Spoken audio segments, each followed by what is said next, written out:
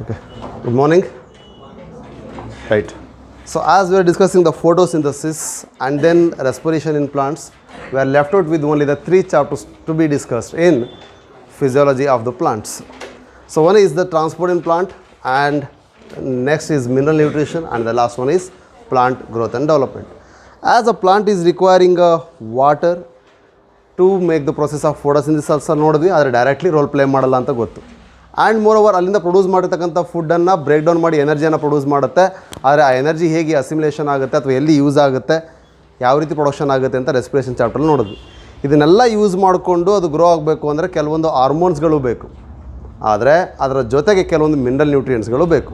ಈ ಫುಡ್ ಆಗಿರ್ಬೋದು, ವಾಟರ್ ಆಗಿರ್ಬೋದು, ಮಿನರಲ್ ನ್ಯೂಟ್ರಿಯೆಂಟ್ಸ್ ಆಗಿರ್ಬೋದು, ಅಥವಾ chemicals either organic or may be inorganic, ಈ ಪ್ಲಾಂಟ್ ಗ್ರೋತ್ ರೆಗ್ಯುಲೇಟರ್ಸ್ ಅಂದರೆ ಹಾರ್ಮೋನ್ಸ್ ಆಗಿರ್ಬೋದು, ಇವಿಷ್ಟನ್ನು ಕೂಡ ಪ್ಲಾಂಟ್ಗೆ ಹೇಗೆ ಸಿಗ್ತದೆ, ಅದು ಬೇರೆ ಬೇರೆ ಮೆಕ್ಯಾನಿಸಮ್. ಆದರೆ how they will take up through the mechanism of transportation or translocation ಅನ್ನೋದನ್ನು ನೋಡಬೇಕು.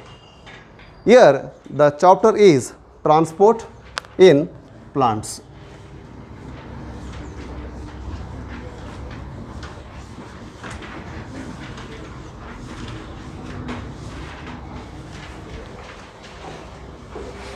How a plant takes water, beginning with the soil ಇಂದ ಅಬ್ಸರ್ವ್ ಮಾಡ್ಕೊಂಡು ತಗೊಂಡು ಹೋಗುತ್ತೆ. Whether it is short distance or a long distance ಅದನ್ನು ನೋಡಬೇಕಾಗುತ್ತೆ. Whether in which direction, whether in the one direction or in the bi direction or may be the multi direction or may be the polar directions. Likewise we have to see based on the permeability, based on the specificity, based on the saturation, based on the assistive agents like the proteins or carriers, whether they are making the pump, whether they are making the channel, right, whether they are consuming energy, whether they are not consuming energy, which type of pressures are required, which type of potential is required, when it becomes negative, when it becomes zero, when it is positive.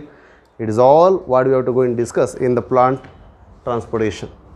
But here the thing is, as we have seen the photosynthesis of plants, in higher plants we have seen that carbon dioxide which is getting fixed from the atmosphere in the chlorophylls of the mesophyll. How? Which mechanism is exhibited in fixing the carbon dioxide from atmosphere to the leaf? That is diffusion. It is from its higher concentration to the lower concentration. If it is across the membrane, and whether it is consuming energy, likewise we will discuss them as whether they are requiring any facility like the protein pump or a protein channel. Likewise diffusion, facilitated diffusion, or maybe the active transport mechanisms which will consume energy. But we will be assumed and astonished. The thing is, as we are the animals which we can circulate, have a particularly body fluids like anything, we will be having a circulatory system. But it is not as we can see in the plants, because there may be between the cell to cell or within a cell or between the long distance. ಅಂದರೆ cell to ಸೆಲ್ಲಾರು ಆಗ್ಬೋದು, ಅಥವಾ ಸೆಲ್ಲಿಂದ ಇನ್ನೊಂದು ಸೆಲ್ಗೆ ಹೋಗೋದ್ರ ಜೊತೆಗೆ cell ಒಳಗಡೆ movement ಆಗ್ಬೋದು, ಅಥವಾ ಸೆಲ್ಲನ್ನ ಬಿಟ್ಟು ಆರ್ಗನ್ ಟು ಆರ್ಗನ್ ಕೂಡ ಮೂವ್ಮೆಂಟ್ ಆಗ್ಬೋದು. ಆದರೆ the thing is, here also the circulatory system we can find in the human or may be the animal. But what about in plant? The vascular system. The vascular system as compared with the circulatory system of an animal is playing the major role, because it is transporting the contents for a huge distances. ಇಲ್ಲಿಗೆ compare ಮಾಡಿದ್ರೆ ಭಾಳ ಕಡಿಮೆ ಡಿಸ್ಟೆನ್ಸಲ್ಲಿ transportation ನೋಡ್ತೀವಿ. ಐದರ್ between ಯಾವುದಾದ್ರು ಒಂದು cell to cell ಅಥವಾ organ to organ ನೋಡ್ತೀವಿ, ಅಥವಾ ಒಂದು ಸಿಸ್ಟಮಿಂದ ಎಕ್ಸ್ಚೇಂಜ್ ಆಗೋದು ನೋಡ್ತೀವಿ ಅಷ್ಟೇ. ಮೊರವರ್ ಎಷ್ಟು ಇರ್ಬೋದು, ರೈಟ್? ಹಾಗೆ ಅನಿಮಲ್ಗೆ ಕಂಪೇರ್ ಮಾಡಿದ್ರೆ ಪ್ಲಾಂಟಲ್ಲಿ ಟ್ರಾನ್ಸ್ಪೋರ್ಟೇಷನ್ ಮೆಕ್ಯಾನಿಸಮು ತುಂಬ ಕಾಂಪ್ಲೆಕ್ಸಿಟಿಯಾಗಿ ಕನ್ಫ್ಯೂಸ್ ಆಗ್ತದೆ. ಯಾಕೆ? ಪ್ರೆಷರ್ ಓರಿಯೆಂಟೆಡ್ ಆಗಿ ಎನರ್ಜಿ ರಿಕ್ವೈರ್ಮೆಂಟ್ ಬೇಸಿಸ್ ಮೇಲೆ ಪಂಪ್ ಚಾನಲ್ಸ್ ಅಥವಾ ಇನ್ಯಾವುದನ್ನ ರಿಕ್ವೈರ್ಮೆಂಟಲ್ಲಿ ನಾವು ನೋಡ್ತೀವಿ. ಹಾಗಾದರೆ ಆ ಪಂಪ್ ಚಾನಲ್ಸ್ ಅಂದಾಗ ಎ ಟಿ ಪಿ ಯುಟಿಲೈಸೇಷನ್ ನೋಡ್ತೀವಿ. ಅದೇ ಪಂಪ್ ಚಾನಲ್ ಇಲ್ಲ ಅಂದರೆ ವಿತೌಟ್ ಎ ಟಿ ಪಿ. ಹಾಗಾಗಿ active and passive transport mechanisms ಅಂತ ನೋಡ್ತೀವಿ.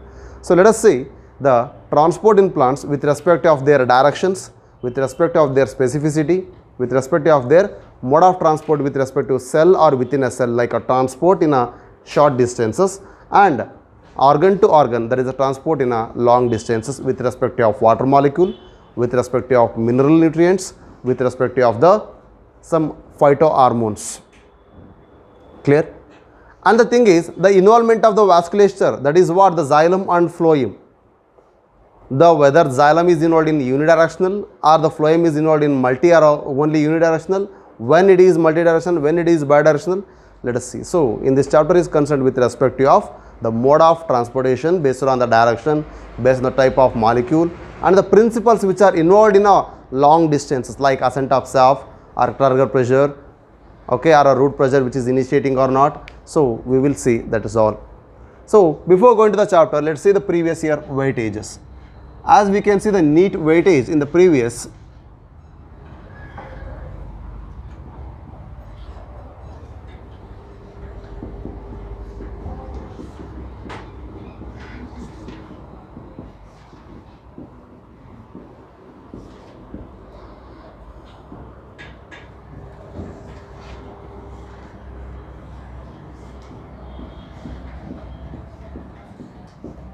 okay.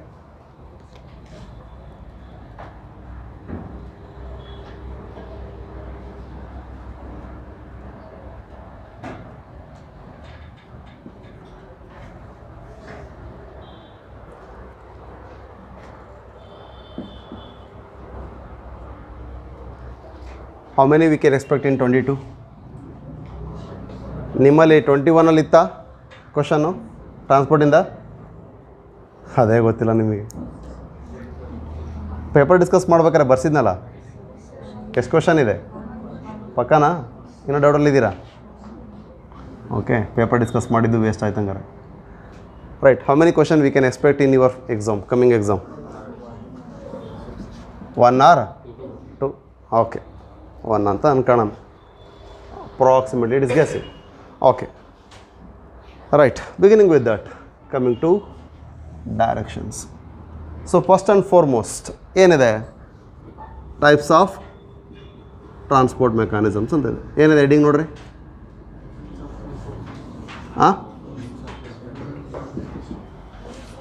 Means of transport. Okay, means of ಟ್ರಾನ್ಸ್ಪೋರ್ಟಲ್ಲಿ ಏನು ಡಿಸ್ಕಸ್ ಮಾಡಿದ್ದೀವಿ? ಒಂದು ಡಿಫ್ಯೂಷನ್, ಇನ್ನೊಂದು ಫೆಸಿಲಿಟೇಟೆಡ್ ಡಿಫ್ಯೂಷನ್, ಇನ್ನೊಂದು ಆಕ್ಟಿವ್ ಟ್ರಾನ್ಸ್ಪೋರ್ಟ್ ಬಗ್ಗೆ ಮಾತಾಡಿದ್ವಿ, ಕರೆಕ್ಟಾ? Okay, what you mean by diffusion?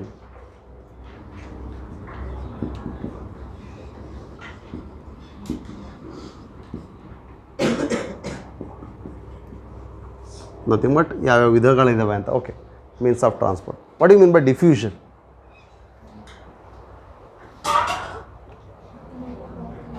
Movement of molecule which is inbuilt, already inbuilt energy ಇರುತ್ತೆ. That inbuilt energy is called kinetic energy. ಹೌದಾ? Potential energy. ಆದರೆ ಆ ಇನ್ಬಿಲ್ಟ್ ಎನರ್ಜಿಯಿಂದ ಏನಾದ್ರು ಮೂಮೆಂಟ್ ಆಗ್ತಿದೆ ಅಥವಾ ವರ್ಕ್ ಆಗ್ತಿದೆ ಅಂದರೆ ಅದು ಕೈನೆಟಿಕ್ ಎನರ್ಜಿ. ಸೊ ಆ ಇನ್ಬಿಲ್ಟ್ ಎನರ್ಜಿಯನ್ನು ಟ್ರಾನ್ಸ್ಫರ್ ಮಾಡ್ತಾ ಇದೆಯಲ್ಲ, ಅದನ್ನು ಕೈನೆಟಿಕ್ ಎನರ್ಜಿ ಅಂತ ಕರಿತೀವಿ. ಹಾಗಾದರೆ every molecule is having its own potential to get involved in on work. ಹಾಗಾಗಿ ಆ ಪೊಟೆನ್ಷಿಯಲ್ ಎನರ್ಜಿ ಏನಾಗ್ತದೆ? ಕೈನೆಟಿಕ್ ಎನರ್ಜಿ ಫಾರ್ಮಿಗೆ ಕನ್ವರ್ಟ್ ಆಗ್ತದೆ.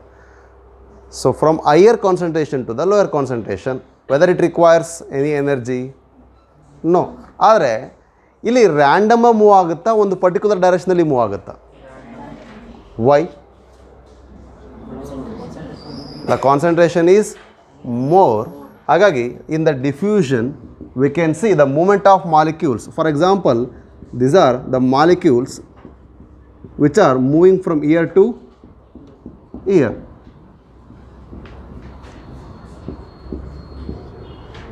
The direction is right, from this higher concentration to lower concentration, movements will take place. The movement of these molecules from its higher concentration to the lower concentration is nothing but diffusion, right? Okay, here the molecules in earlier, when they starts to move, they will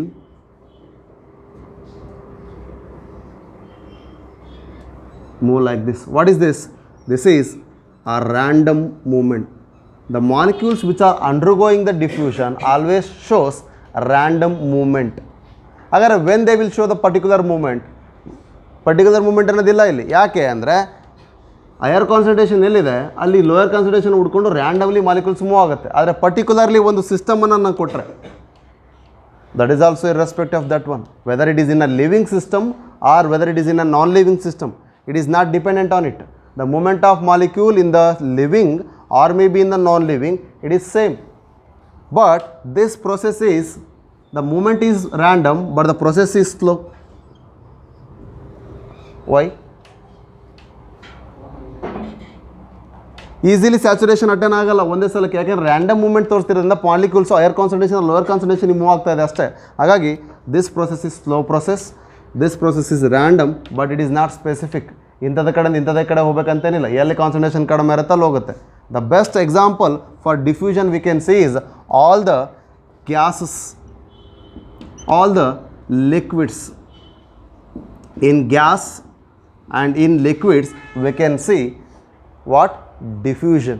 But it is not in solids. Of solids ಅಂತ ನೋಡ್ತೀವಿ, partly rarely ಎಲ್ಲಿ ನೋಡ್ತೀವಿ. What is that ಆಫ್ಲಿ ಅಥವಾ in ಅಂತ mention ಮಾಡ್ತಿರೋದೇನು? The gaseous exchange, the diffusion of gases will takes place. Of the gases ಕೂಡ ಆಗುತ್ತೆ. Gas molecule of gas, carbon dioxide ಒಂದು ಕಡೆಯಿಂದ ಒಂದು ಕಡೆ ಹೋಗ್ತಾ ಇದೆ, ಅಥವಾ ಆಕ್ಸಿಜನ್ ಒಂದು ಕಡೆಯಿಂದ ಒಂದು ಕಡೆ ಹೋಗ್ತಾ ಇದೆ.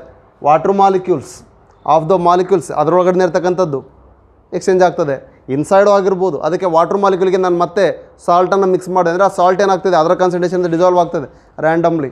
ಹಾಗಾದರೆ ಥಿಂಗ್ ಈಸ್, ಅದೇ ರೀತಿ ಸಾಲಿಡಲ್ಲಿ ಯಾಕೆ ಆಗಲ್ಲ? Why not it is in solid?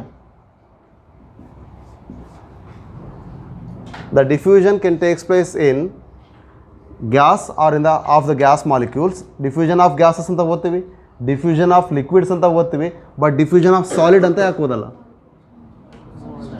But diffusion in solid ಅಂತ ಓದ್ತೀವಿ. Because on A solid surface, okay, on A solid surface ಅಂದರೆ ಈಗ ಈ ಕ್ಲಾತನ್ನು ನೀನು ಹಿಂಗೆ ಭಾಳ ಹೊತ್ತು ಇಟ್ಬಿಟ್ಟು ರೋಡಲ್ಲಿ ಹಿಂಗೆ ಬಾ ವಾಪಸ್ ಜಸ್ಟ್ ಒಂದು ಹಸಿ ಕ್ಲಾತನ್ನು ಇಟ್ಟು ಬಂದಿರಿ.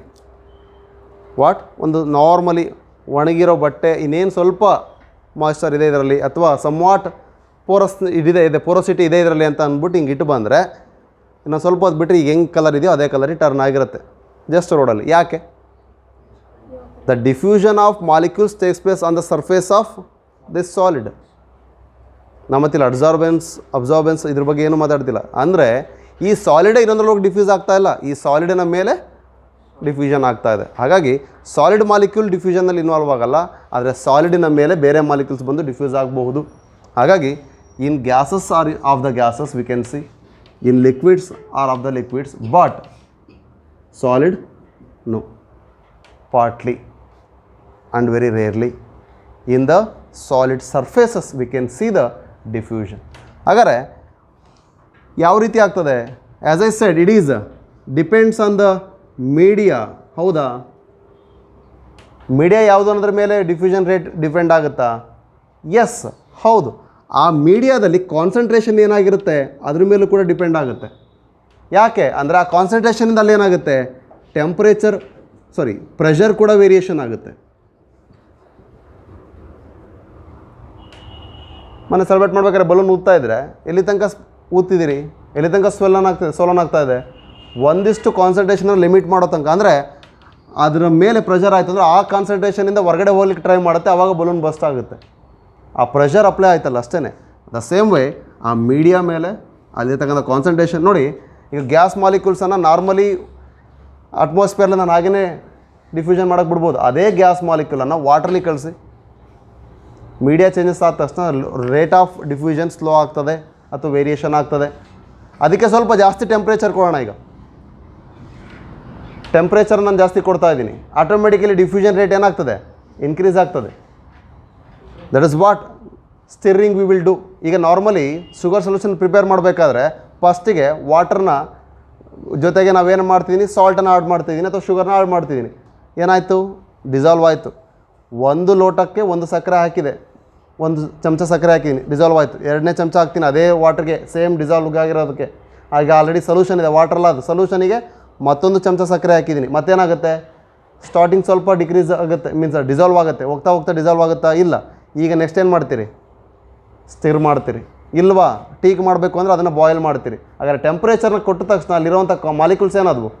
ಡಿಸಾಲ್ವ್ ಆದವು, ಅಂದರೆ ಅದರ ಜೊತೆಗೆ ಅವು ಮಿಕ್ಸ್ ಆದವು. ಟೆಂಪ್ರೇಚರ್ ಕೂಡ ಅಲ್ಲಿ ಇನ್ಕ್ರೀಸ್ ಮಾಡುತ್ತೆ, ಮಾಲಿಕ್ಯೂಲ್ಸ್ನ ಪಂಪ್ ಮಾಡುತ್ತೆ. Clear? So likewise these are the factors which are affecting. ಹಾಗಾದರೆ whether it requires a particular membrane, particular membrane ಹೀಗೆ ಇರಬೇಕಂತಂದ್ರೆ ಇದೆಯಾ ಡಿಫ್ಯೂಷನಿಗೆ? ಹಾಗಾದರೆ ಡಿಫ್ಯೂಷನನ್ನು ನಾವು ಸಿಂಪಲ್ ಡಿಫ್ಯೂಷನ್ ಅಂತ ಕೂಡ ಕರಿತೀವಿ. The same way simple diffusion. ಏನು ಡಿಫ್ರೆನ್ಸು ಸಿಂಪಲ್ ಡಿಫ್ಯೂಷನ್ಗೂ ಡಿಫ್ಯೂಷನ್ಗೂ? Nothing else, both are same. ಆದರೆ ಡಿಫ್ಯೂಷನ್ಸಲ್ಲಿ whether the presence of an agent like the protein ಅದು ಇನ್ವಾಲ್ವ್ ಆದರೆ ನಾವು ಅದನ್ನು ಫೆಸಿಲಿಟೇಟೆಡ್ ಡಿಫ್ಯೂಷನ್ ಅಂತ ಕರಿತೀವಿ.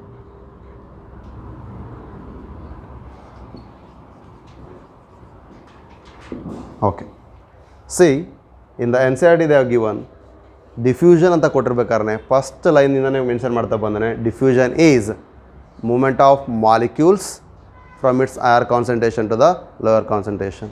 ಹಾಗಾದರೆ ಕೈನೆಟಿಕ್ ಎನರ್ಜಿ ಎಲ್ಲಿ ಜಾಸ್ತಿ ಇರುತ್ತೋ ಅಲ್ಲಿಂದ ಕಡಿಮೆ ಆಗೋ ತನಕ ಹೋಗ್ತಾ ಇರುತ್ತೆ.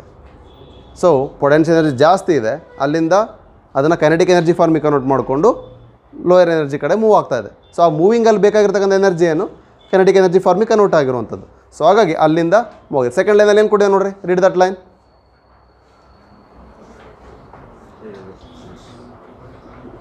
ಎಲ್ಲ ಕೈನೆಟಿಕ್ ಎನರ್ಜಿ ಅಂತ ಎಲ್ಲ ಬರುತ್ತೆ ನೋಡಿ. Read that one.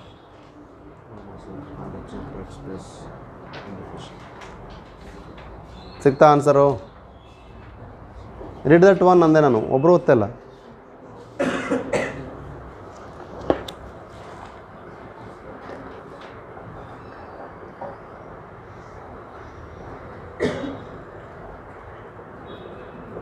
ಇಲ್ಲ ಅದರಲ್ಲಿ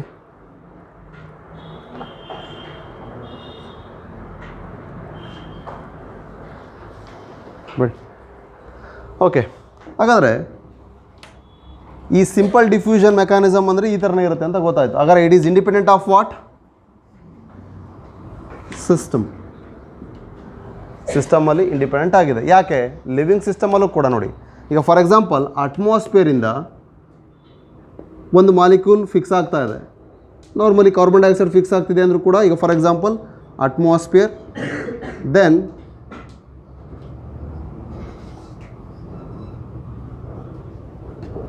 ಲೀಫ್ ಇದೆ. ಸೊ ಅಟ್ಮಾಸ್ಫಿಯರಿಂದ ಕಾರ್ಬನ್ ಡೈಆಕ್ಸೈಡ್ ಫಿಕ್ಸ್ ಆಗ್ತಿದೆ ಅಂದರೆ ಒಂದು ನಾನ್ ಲಿವಿಂಗ್ ಸಿಸ್ಟಮಿಂದ ಲಿವಿಂಗ್ ಸಿಸ್ಟಮಿಗೆ ಎಂಟ್ರಿ ಆಯಿತು. ಹಾಗಾದ್ರೆ ಇಲ್ಲೂ ಕೂಡ ಡಿಫ್ಯೂಷನ್ ಆಗುತ್ತೆ. ಹಾಗೆ ನಾರ್ಮಲಿ ಅಟ್ಮಾಸ್ಫಿಯರಿಂದ ಈಗ ಹೊರಗಡೆ ಇರ್ತಕ್ಕಂಥ ಕಾರ್ಬನ್ ಡೈಆಕ್ಸೈಡ್ ಈಗ ಒಳಗಡೆ ಬರ್ತಾ ಇದೆ, ಹಾಗಾದ್ರೆ ಅದು ಕೂಡ ಡಿಫ್ಯೂಷನ್ ಆಗುತ್ತೆ. ಅಟ್ಮಾಸ್ಫಿಯರ್ ಒಳಗಡೆನೇ ಆಯಿತು, ಅದು ಡಿಫ್ಯೂಷನ್ನೇ. ಹಾಗಾದರೆ ಇಲ್ಲಾಗ್ತಿರೋ ಡಿಫ್ಯೂಷನ್ಗೂ ಇಲ್ಲಿಗೂ ವ್ಯತ್ಯಾಸ ಇದೆ ಅಂದರೆ no, both are same. That's why they are independent of system, whether it may be living or may be non living. First thing, so they are independent, they are not dependent. ಹಾಗಾದರೆ ಇದು passive ಪ್ರೊಸೆಸ್ಸಾ active ಪ್ರೊಸೆಸ್ಸಾ? Diffusion ಅಂತ ಬಂದಮೇಲೆ it is always passive process, whether it may be facilitated diffusion or may be the simple diffusion. It is a passive because movement of molecule from its higher concentration to the movement of molecule from its lower concentration. ಹಾಗಾಗಿ ಏನಾಗ್ತದೆ? Passive. ಯಾಕೆಂದರೆ ಇಲ್ಲಿ extra energy apply ಮಾಡಬೇಕಾಗಿಲ್ಲ. ಆದರೆ ಇಲ್ಲಿಂದ ವಾಪಸ್ ಇಲ್ಲಿಗೆ ಬರಬೇಕಂದ್ರೆ ಎನರ್ಜಿ ಬೇಕು, ಅದನ್ನು ನಾವು ಆಕ್ಟಿವ್ ಟ್ರಾನ್ಸ್ಪೋರ್ಟ್ ಅಂತ ಕರಿತೀವಿ, with utilisation or expenditure of energy. ಹಾಗಾದರೆ ಸಿಂಪಲ್ ಡಿಫ್ಯೂಷನ್ ಆಗಿರಲಿ, ಫೆಸಿಲಿಟೇಟೆಡ್ ಡಿಫ್ಯೂಷನ್ ಆಗಿರಲಿ, they are passive in nature. Second nature. Third, the molecules will move from its higher concentration lower concentration without expenditure of energy in a random manner. ಅದಕ್ಕೆ ಆರೋ ಮಾರ್ಕ್ಸ್ನ ನಾನು ಹೇಗೆ ಬೇಕಾದ್ರೂ ತೋರಿಸಿದ್ದೀನಿ. There is no particular direction, but concentration gradient ಏನಾಗಿರಬೇಕು? Exhibit ಆಗಿರಬೇಕು. So ಎಲ್ಲಿಗೆ concentration gradient exhibit ಆಗಿಲ್ಲ ಅಲ್ಲಿ ಮೂಮೆಂಟ್ ಏನೂ ಆಗಲ್ಲ, ನೆಟ್ ಮೂಮೆಂಟ್ ಈಸ್ ಝೀರೋ. ಹಾಗಾದ್ರೆ net movement is always towards higher to lower concentration of the molecules. ಹಾಗಾದ್ರೆ ನೆಟ್ ಮೂಮೆಂಟು ಕೂಡ ಹೈಯರ್ ಮಾಲಿಕ್ಯೂಲ್ ಕಾನ್ಸಂಟ್ರೇಷನಿಂದ ಲೋಯರ್ ಮಾಲಿಕ್ಯೂಲ್ ಕಾನ್ಸಂಟ್ರೇಷನ್ ಆಗುತ್ತೆ. ಸೊ ಇದು not only the gaseous molecule or not only the liquid molecule, for solids also. In the solids ನಾವು ನೋಡ್ತೀವಿ, ಆದರೆ of the solid ಆ ಮಾಲಿಕ್ಯೂಲ್ಸೇ exchange ಆಗುವಂಥದ್ದು. ಸಾಲಿಡಿನ ಸಾಲಿಡಲ್ಲಿ ಡಿಫ್ಯೂಷನ್ ಇಲ್ಲ. That is object. Clear? Next, ಹಾಗಾದರೆ simple diffusion ಅಂದರೆ ಏನು ಅಂತ ನಮಗೆ ಗೊತ್ತಾಯಿತು. ಎಲ್ಲಿ ನೋಡ್ತೀವಿ ಸಿಂಪಲ್ ಡಿಫ್ಯೂಷನನ್ನು? ಈಗ ಜಸ್ಟ್ ನಾನು ಮೆನ್ಷನ್ ಮಾಡಿದಾಗೆ ಗ್ಯಾಸಿಯಸ್ ಅಂದರೆ ಅಟ್ಮಾಸ್ಫಿಯರ್ ಕಾರ್ಬನ್ ಡೈಆಕ್ಸೈಡ್ ಫೋಟೋಸಿಂಥಸಿಸ್ ಆಯಿತು. ಕಾರ್ಬನ್ ಡೈಆಕ್ಸೈಡ್ ಫಿಕ್ಸ್ ಆದಮೇಲೆ ಆಕ್ಸಿಜನ್ ರಿಲೀಸ್ ಆಗ್ತದೆ, ಫೋಟೋಲಿಸಿಸ್ ಆದಮೇಲೆ ಅದನ್ನು ಹೊರಗಡೆ ಕಳಿಸುತ್ತೆ, ರೈಟ್? ಆ ಹೊರಗಡೆ ಕಳಿಸೋದಕ್ಕೆ ಬೇಕಾಗಿರೋ ಮೆಕ್ಯಾನಿಸಮ್ ಯಾವುದು? Simple diffusion. ಹಾಗಾದರೆ diffusion will takes place cell to cell. Cell to cell ಆಗ್ಬೋದು, ಅಥವಾ it can be exhibited intracellular ಅಂದರೆ ಸೆಲ್ಲಿಂದ ಇನ್ನೊಂದು ಸೆಲ್ ಮಧ್ಯದಲ್ಲಿರುವಂಥ ಸ್ಪೇಸ್, ಅದು ಇಂಟರ್ಸೆಲ್ ಸ್ಪೇಸಸ್ಸಲ್ಲೂ ಕೂಡ ಎಕ್ಸ್ಚೇಂಜ್ ಆಗ್ಬೋದು. ಸೆಲ್ ಟು ಸೆಲ್ ಅಂದರೆ ಇಟ್ ಈಸ್ ಇಂಟರ್ ಸೆಲ್ಯುಲರ್. ಅಗರ್ it is all what it is conveying, it is a short distance. Clear? Water molecules ಒಂದು ಸೆಲ್ಲಿಂದ ಇನ್ನೊಂದು ಸೆಲ್ಲಿಗೆ ಹೋಗ್ತವೆ. ಹಾಗಾದರೆ ಹೇಗೆ? That is by its potentiality. ಎಲ್ಲಿ ಪ್ಯೂರ್ ವಾಟರ್ ಇರುತ್ತೆ ಅಲ್ಲಿಂದ ಇನ್ನೊಂದು ಕಡೆ ಮೂವ್ ಆಗ್ತಾ ಇದ್ದಾವೆ. That is all cell to cell. ಅರ್ಥ ಆಗ್ತಿದೆಯಾ? ಹಾಗಾದರೆ ಸಿಂಪಲ್ ಡಿಫ್ಯೂಷನ್ ಅಂದರೆ ನಮ್ಗೆ ಇಷ್ಟು ಕ್ಯಾರೆಕ್ಟರ್ಗಳು ಗೊತ್ತಿರಬೇಕು. ಎನ್ ಸಿ ಟಿಲಿ ಓದ್ಬೇಕಾದ್ರೆ ಇವೇ ಕ್ಯಾರೆಕ್ಟರ್ಗಳನ್ನ ಹೈಲೈಟ್ ಮಾಡ್ಕೊಂಡ್ರೆ ಮುಗೀತು ಅಷ್ಟೇ. ಆ ಲೈನ್ ಓದ್ಬೇಕಾದ್ರೆ ಇವೇನು ಸಿಂಪಲ್ ಏನಿಲ್ಲ moment of higher concentration to lower concentration ಅಷ್ಟೇ ನಮ್ಮ ಇಡೀ ಡಿಫ್ಯೂಷನ್ ಅಂದರೆ. ಹಾಗಾದರೆ ಮೂಮೆಂಟು ರ್ಯಾಂಡಮ್ ಆಗಿರುತ್ತೆ, ಎನರ್ಜಿ ಯೂಸ್ ಆಗಲ್ಲ, ಆ್ಯಂಡ್ ದೆನ್ ಯಾವುದೇ ರೀತಿ ಸಿಸ್ಟಮ್ ಬೇಕಾಗಿಲ್ಲ. Independent of the living or non living system ಎರಡರಲ್ಲೂ ಕೂಡ ರೇಟ್ ಸ್ಲೋನೇ ಇರುತ್ತೆ ಇನಿಷಿಯಲಿ. ಅದನ್ನು ಇನ್ಕ್ರೀಸ್ ಮಾಡಬೇಕಂದ್ರೆ ಟೆಂಪ್ರೇಚರ್ ಕೊಡಬೇಕು ಅಥವಾ ಎಕ್ಸ್ಟ್ರಾ ಪ್ರೆಷರ್ ಅಪ್ಲೈ ಮಾಡಬೇಕು. ಈಗ ನೋಡಿ, ಬಲೂನಲ್ಲಿ ನೀವು ಊದಿರುವಂಥ ಗಾಳಿಗೆ ನೆಕ್ಸ್ಟ್ ಹೊರ ಬಿಡಬೇಕು ಅಂದರೆ ಸ್ಟಾರ್ಟಿಂಗಲ್ಲಿ ರೇಟ್ ಏನಾಗುತ್ತೆ, ಸಡನ್ನಾಗಿ ಇನ್ಕ್ರೀಸ್ ಆಗುತ್ತೆ. ಬಟ್ ಕಾನ್ಸಂಟ್ರೇಷನ್ ಲೋ ಆಗ್ತಾ ಹೋದಾಗ ಅದರ ಡಿಫ್ಯೂಷನ್ ರೇಟ್ ಕೂಡ ಸ್ಲೋ ಆಗ್ತಾ ಹೋಗುತ್ತೆ. ಕಂಪ್ಯಾರಿಟಿವ್ಲಿ ಫಾಸ್ಟರ್ ರೇಟ್ ಇರ್ತಕ್ಕಂಥ ಡಿಫ್ಯೂಷನ್ನು ಸಡನ್ನಾಗಿ ಸ್ಲೋ ಆಗುತ್ತೆ. ಯಾವಾಗ ಅಂದರೆ when the concentration is nearly equal, ಹತ್ತತ್ರ ಬಂದಾಗ. ಹೊರಗಡೆ ಇರ್ತಕ್ಕಂಥ ಕಾನ್ಸಂಟ್ರೇಷನು ಮತ್ತು ಅಂದರೆ decrease in the concentration gradient. Think ಮಾಡಿ ನೋಡಿರಿ, ಓಪನ್ ಮಾಡಿರಿ ಬಲೂನ್ನ, ಸಡನ್ನಾಗಿ ಏನಾಗುತ್ತೆ, ಗಾಳಿ ಹೊರಗಡೆ ಹೋಗುತ್ತೆ. ಆದರೆ some amount is stored in the last, ಅದರಲ್ಲಿ ಕೆಲವೊಂದು ಹಾಗೆ ಉಳಿದಿರುತ್ತಲ್ಲ. ಹಾಗಾದರೆ that is what equivalent to the external environment. ನಾವು ಬಿಟ್ಟಂಥದ್ದು ಮತ್ತು ಬಲೂನಲ್ಲಿ ಉಳಿದಿರ್ತಕ್ಕಂಥದ್ದು ಎರಡೂ ಕೂಡ ಸೇಮ್ ಆಗುತ್ತೆ. ಯಾವಾಗ? That is a least concentration. ಅವಾಗ ಏನಾಗುತ್ತೆ, ನೆಟ್ ಮೂಮೆಂಟ್ ಝೀರೋ, ಅಂದರೆ ಕಾನ್ಸಂಟ್ರೇಷನ್ ಗ್ರೇಡಿಯಂಟ್ ಝೀರೋ ಆಗಿದೆ ಅಂತ ಅರ್ಥ. ಕ್ಲಿಯರ್? ಸಿಂಪಲ್. ಈಗ ಒಂದು ಬೀಕರ್ನ ತಗೋಣ, ಇದರಲ್ಲೂ ಕೂಡ ವಾಟರ್ ಮಾಲಿಕ್ಯೂಲ್, ಇದರಲ್ಲೂ ಕೂಡ ವಾಟರ್ ಮಾಲಿಕ್ಯೂಲ್ ಹಾಕೋಣ, ರೈಟ್? ಆದರೆ ಇದರಲ್ಲಿ ವಾಟರ್ ಮಾಲಿಕ್ಯೂಲ್ನ ಫಸ್ಟಿಂದ ಏನು ಮಾಡ್ತೀನಿ, ಜಾಸ್ತಿ ಹಾಕ್ತೀನಿ. ಒಂದು ಪಿಪೆಟನ್ನು ಅಥವಾ ಒಂದು ಬೆಂಡೆಡ್ ಪೈಪನ್ನು ಇಲ್ಲಿ ಹಾಕ್ತೀನಿ, ಒಂದು ಸ್ಟ್ರಾನ ಇಲ್ಲಿ ಬೆಂಡ್ ಮಾಡಿ ಹಾಕಿದ್ದೀನಿ. ಇನಿಷಿಯಲ್ ಆಗಿ ವಾಟರ್ ಟೇಕಪ್ ಆಗ್ತಾ ಬಂದು ಇಲ್ಲಿ ಇನ್ಕ್ರೀಸ್ ಆಗುತ್ತೋ ಅಥವಾ ಇಲ್ಲಿಂದ ವಾಟರ್ ಇಲ್ಲಿಗೆ ಬರುತ್ತೋ, ಎ ಟು ಬಿ ಆಗುತ್ತೋ, ಬಿ ಟು ಎ ಆಗುತ್ತೋ, ಬಿ ಟು ಎ. ಇದನ್ನು ನಾವು ಒಳ್ಳೆ ನೀರು ಬರಲದಪ್ಪ ಕೊಳವಿಗೆ ಹಾಕಿ ನೀರು ಎಳಿತೀವಿ, ಹೌದಾ? ಸಿಂಕಿಂದ ತೆಗಿಬೇಕು ಅಂದರೆ ವಾಪಸ್ ಸಕ್ ಮಾಡಿ ಅಲ್ಲಿಂದ ವಾಪಸ್ ಎಳಿತೀವಿ. ಆ ಪ್ರೆಷರ್ ಇಲ್ಲಿ ತನಕ ಬರುತ್ತೆ ಅಂದರೆ ಈಕ್ವಲಾಗಿ ಬರೋ ತನಕ ಮುಗಿತು. ಅಲ್ಲಿಗೆ ಎರಡನ್ನೂ ಕೂಡ ಈಕ್ವಲಾಗಿ ಇಟ್ಟರೆ ಬರೋದೇ ಇಲ್ಲ. ಹಂಗಾಗಿ ಅದನ್ನು ಹೈಟ್ ಲೆವೆಲಿಗೆ ಇಟ್ಟಿರ್ತೀವಿ, ಆನಂತರ ಕೆಳಗೆ ವಾಟರ್ ಬರುತ್ತೆ. That is what the thing is. ಇಡೀ ಚಾಪ್ಟರ್ಲಿರೋದು ಅದನ್ನೇ, ಲಿವಿಂಗ್ ಸಿಸ್ಟಮಲ್ಲಿ ನೋಡ್ಕೊಂಡು ನಾವು ಪ್ರಿನ್ಸಿಪಲ್ ಅಪ್ಲೈ ಮಾಡ್ಕೊಂಡಿರೋದು. ಓಕೆ, ಹಾಗಾದರೆ it is independent of system. ಹಾಗಾದರೆ ಇದನ್ನು ಎಕ್ಸ್ಟರ್ನಲಿ ಇಡ್ಬೋದು, ಅಥವಾ ಒಂದು ಬೀಕರ್ ಒಳಗಡೆ ಇಡ್ಬೋದು, ಅಥವಾ ನೀನು ಒಂದು ಲಿವಿಂಗ್ ಸಿಸ್ಟಮ್ ಒಳಗಡೆ ಇಟ್ಟಾಗ ನೋಡ್ಬೋದು. ಕಾನ್ಸಂಟ್ರೇಷನ್ ಎಲ್ಲಿ ತನಕ ಆಗುತ್ತೆ, ಇಲ್ಲಿ ಕಾರ್ಬನ್ ಡೈಆಕ್ಸೈಡ್ ಕಾನ್ಸಂಟ್ರೇಷನು, ಇಲ್ಲಿ ಕಾರ್ಬನ್ ಡೈಆಕ್ಸೈಡ್ ಕಾನ್ಸಂಟ್ರೇಷನು ಕಾಮನ್ ಆಗತ್ತಂಗೆ. ಅದನ್ನು ನಾವು ಸ್ಯಾಚುರೇಷನ್ ಪಾಯಿಂಟ್ ಅಂತ ಓದಿದ್ವಿ. 360 parts per million ಇನ್ C4 ಆಗಿರ್ಬೋದು, 480 ಆಗಿರ್ಬೋದು C3ಯಲ್ಲಿ, ರೈಟ್? ಸೊ ಹಾಗಾದರೆ it is independent of system. ಹಾಗಾದ್ರೆ ಇದನ್ನು ಇನ್ನೂ ಇನ್ಕ್ರೀಸ್ ಮಾಡಬೇಕಂದ್ರೆ ಏನು ಮಾಡಬೇಕು? ಕಾನ್ಸಂಟ್ರೇಷನನ್ನು ಜಾಸ್ತಿ ಇದೆ, ಆದರೆ ಕಾನ್ಸಂಟ್ರೇಷನ್ ಜಾಸ್ತಿ ಇದ್ರೂ ಕೂಡ ಅಲ್ಲಿ ಮಾಲಿಕ್ಯೂಲ್ಸ್ ಮೂಮೆಂಟ್ ಹೋಗ್ತಾ ಇಲ್ಲ. ಯಾಕೆ? They have attained saturation. Saturation ಅನ್ನೋದಾಗುತ್ತೆ. ಎರಡೂ ಕಡೆನೂ ಕಾನ್ಸಂಟ್ರೇಷನ್ ಗ್ರೇಡಿಯಂಟ್ ಒಂದು. ಹಾಗಾದ್ರೆ ಇಲ್ಲಿ ಮೇನಾಗಿ ಏನು ಬೇಕು? ಗ್ರೇಡಿಯಂಟ್ ಬೇಕು. ಇಷ್ಟು ನೆನಪಿರಲಿ. But there is no specificity. ಅದಕ್ಕೆ ಇದೇ ಹೋಗ್ಬೇಕು ಅದೇ ಹೋಗ್ಬೇಕಂತೇನಿಲ್ಲ. ವಾಟರ್ ಮಾಲಿಕ್ಯೂಲ್ ಒಳಗಡೆ ಶುಗರು ಹಾಕ್ಬೋದು, NaCl ಹಾಕ್ಬೋದು, ಇನ್ಯಾವುದನ್ನು ಹಾಕ್ಬೋದು. ಒಟ್ಟಲ್ಲಿ ಡಿಸಾಲ್ವ್ ಆಗ್ತದೆ, ಡಿಫ್ಯೂಷನ್ ಆಗ್ತದೆ. ಕ್ಲಿಯರ್? ಬಟ್ ಆದರೆ ಸ್ಪೆಸಿಫಿಸಿಟಿ ಅಂತ ಯಾವಾಗ ಬರುತ್ತೆ ಅಂದರೆ when there having a particular biomolecule. ಅದರಲ್ಲಿ ಬಯೋಮಾಲಿಕ್ಯೂಲ್ ರೋಲ್ ಇದ್ದಾಗ. ಬಯೋಮಾಲಿಕ್ಯೂಲ್ ಯಾವುದಾಗಾರೆ? Let's see that. So coming to facilitated transport. Simple diffusion clear ಇದೆಯಾ? ಫೆಸಿಲಿಟೇಟೆಡ್ ಡಿಫ್ಯೂಷನ್ ಬಗ್ಗೆ ನೋಡೋಣ.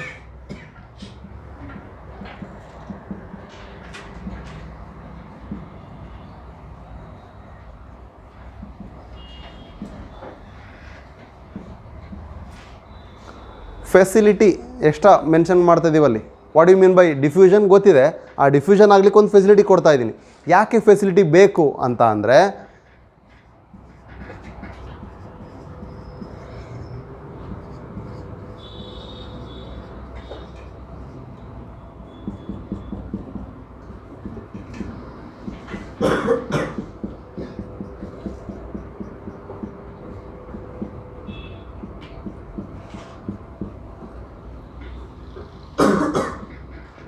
ಆ ಬೈಲಿಪಿಡ್ ಲೇಯರ್ ಒಂದು ಪ್ಲಾಸ್ಮಾ ಮೆಂಬರನ್ನು ಅಜ್ಯೂಮ್ ಮಾಡ್ಕೋಣ. It may be animal or may be a plant, what ever.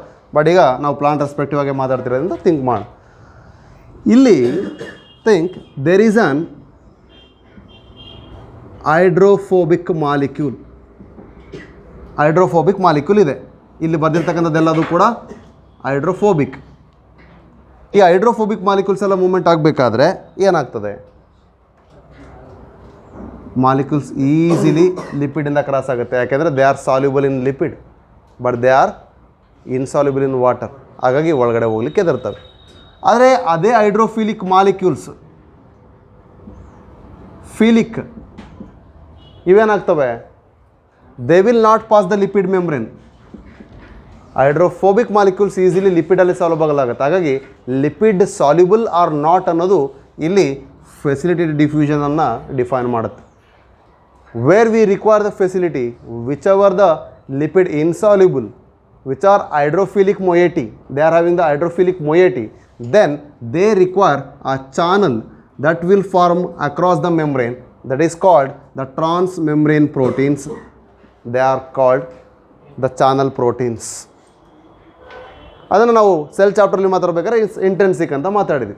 Clear? Integral proteins ಅಥವಾ intrinsic ಅಂತ ಮಾತಾಡಿದೀವಲ್ಲ ಅದು. So these are transmembrane protein. ಹಾಗಾದ್ರೆ ಇಲ್ಲೇನಾಗುತ್ತೆ, ಮಾಲಿಕ್ಯೂಲ್ಸ್ ಮೂವ್ ಆಗುತ್ತೆ. ಹಾಗಾದರೆ water molecule across the lipid membrane move ಆಗುತ್ತೆ ಅಂದರೆ that is not by this one, that is by this one. ಹಾಗಾದ್ರೆ ಇಲ್ಲಿ ಮೂವ್ ಆಗೋಂಥದ್ದೇನು, that may be CO2, that may be the oxygen, or here the thing is it will move, if it is hydrophilic molecule then it is this one. If it is glucose then GLUT4 ಮೂಲಕ ಇಲ್ಲಿ ಬರುತ್ತೆ. Likewise hydrophilic ಮಾಲಿಕ್ಯೂಲ್ಗೆ channel ಬೇಕು, hydrophobic ಮಾಲಿಕ್ಯೂಲ್ಗೆ channel ಬೇಡ. ಹಾಗಾದರೆ ಆ channel proteins ಹೇಗಿರುತ್ತೆ, ಹಾಗಾದರೆ ಪೋರಿನ್ಸ್ ಅಂತ ಯಾಕೆ ಫಾರ್ಮೇಷನ್ ಮಾಡುತ್ತೆ, ಅಕ್ವಾಪೋರಿನ್ಸ್ ಅಂದರೆ ಏನು, whether it consumes energy or not, net moment ಹೇಗಿರುತ್ತೆ ಆ್ಯಂಡ್ ಏನೆಲ್ಲ ಅಂತ ಥಿಂಕ್ ಮಾಡೋಣ. ಅದರಲ್ಲಿ ಡೈರೆಕ್ಷನ್ ಬೇಸಿಸ್ ಮೇಲೆ ಮಾತಾಡೋಣ. ಓಕೆ, ಅದಕ್ಕಿಂತ ಮೊದಲೇ ನಾವು ಡೈರೆಕ್ಷನ್ ಅಂತ ಬಂದಾಗ ಮತ್ತೆ water, mineral nutrient and plant growth regulators base ಮೇಲೆ direction xylem and phloem basis ಮೇಲೆ ಮಾತಾಡಿ ಇದನ್ನು ಕನ್ಕ್ಲೂಡ್ ಮಾಡೋಣ. Clear? So in the next session we will start up with the directions of the molecules which will move with respect of xylem and phloem. Clear? Okay, thank you.